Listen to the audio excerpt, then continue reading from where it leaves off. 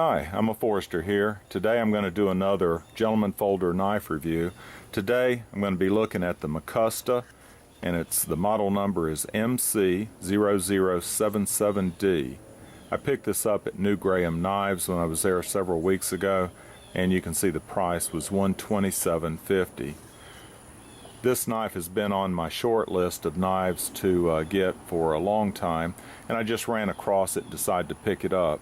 Now this particular knife, the name of it, the model is the Tsuchi. I'll put the spelling off to the side and you can judge for yourself. Correct me if I'm wrong, but Tsuchi is Japanese for earth. I'm going to use the 10-point rating system that I've used in my other reviews, and I'll try to go through these pretty quickly. First of all is appearance, and of course this has been on my wish list for a while.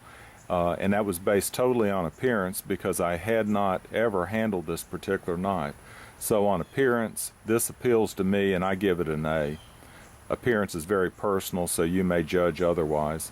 Materials, I rate it very strongly also. I give it an A on materials. It has a high quality Damascus steel blade. The core has VG10 and 33 layers of nickel Damascus. Now with a Damascus blade, every blade here is unique. I like that aspect of it. It has a very broad, strong blade, but it comes to a very fine tip, and that's almost a needle-like tip. This blade came very sharp out of the box, possibly the sharpest blade that I've ever gotten or received out of the box. On the handle, it's a cocobola handle. I think that's very attractive. It has these facets cut out of it. Doesn't do a whole lot for traction, but then it is a gentleman's folder, so I don't think that's really necessary. So on materials, here again I give it an A, strong A. Ease of operation is where I downgrade it. It is not very easy to open and close. Opening is very stiff. It was stiff out of the box, and I immediately lubricated it, and it got even stiffer. Why that is, I have no way of knowing. But before I did the review today, I actually took the knife apart, cleaned it, lubricated it again with a silicone lubricant, and it is a little easier to operate, but it's still what I would call stiff. The main problem is with closing the knife though, and if you can focus on this little protrusion right there on the liner, that sticks out at a very acute angle.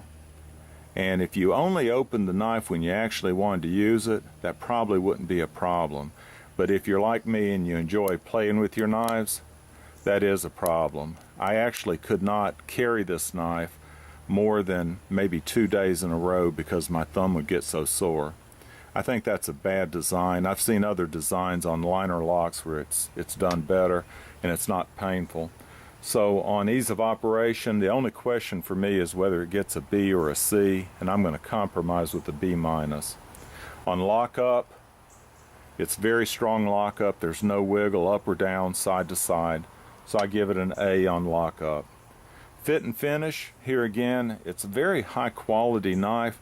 The only rough edges that I can see are down here on this end, right here, and on the other side also. For some reason that wasn't smoothed out. And then of course I already mentioned this point, that could have been done better. So on fit and finish, it's okay. I'm going to give it an A-. I'm going to downgrade it just a little bit. On centering, it could be done better. I'm going to try to give you the best shot I can on centering. I'll give you different angles, but it rubs on this side over here. I've actually heard it rub. When I took it apart, I tried to put it back together and get it to center a little bit better, but I didn't really have any luck. So on centering, I'm going to give it a solid B. Weight, it's just the right size for the knife. It's not too light. It doesn't surprise you with how light it is or how heavy it is.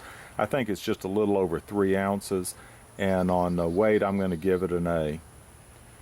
On carry system, it has a very unique carry system. You've noticed that it doesn't have a clip because it does have a pouch.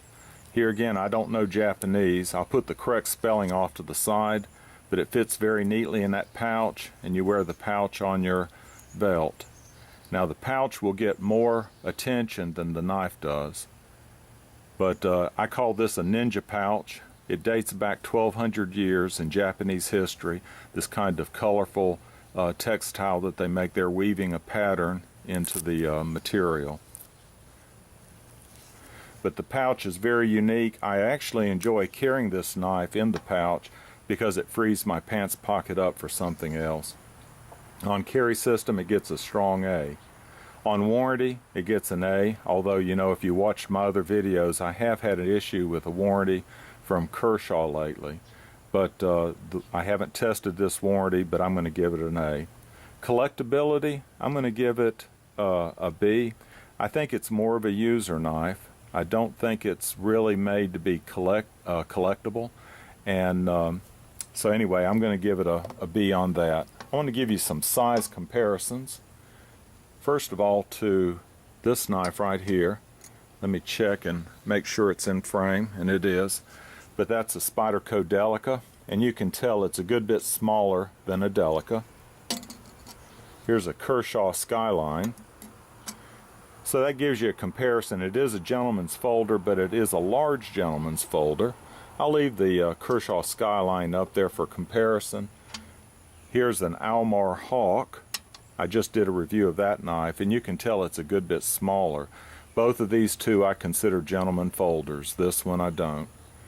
And then here's the knife, the epitome of gentleman folders, the Chris Reeve Menundi. And you can see these two are very similar. Now this blade, the actual cutting surface, is somewhere around 2.5 inches long. So is the Menundi. So that's a good, decent size. The Menundi is actually a larger knife than what you would imagine if you haven't held one. Now I call this video Gentleman Folder with an Attitude. And let me explain where that attitude comes in. It does have a lanyard hole there, but I really don't think that's a lanyard hole. I think that's an attitude adjuster. I mean, that almost comes to a sharp point. It's not sharp, but it's very pointed, and the way that this handle is slanted, it makes a perfect grip where you can lay your thumb on there, and I think that's what that is actually designed for, is to be an attitude adjuster. Okay, I'll set these knives off to the side and just sort of summarize on the Mcusta. It has been on my short list for a long time. I've looked forward to owning it. To be honest, I'm a little bit disappointed with it. Disappointed primarily because of that action. I think for a knife that cost $127, some of those problems should have been worked out. I think they market these knives more as high-end knives, similar to, well, maybe not the Menundi, but similar to other high-end knives, and I don't think it's up to that caliber based on some of these problems, namely the design of that liner lock, the stiff action, and then maybe some of the rough edges. But all in all, I've enjoyed having it. I think if you could get that knife for down around $100, it would be a better buy. $127, it's a little pricey. But that's my review on the Mcusta Tsuchi. I'll see y'all later. Bye.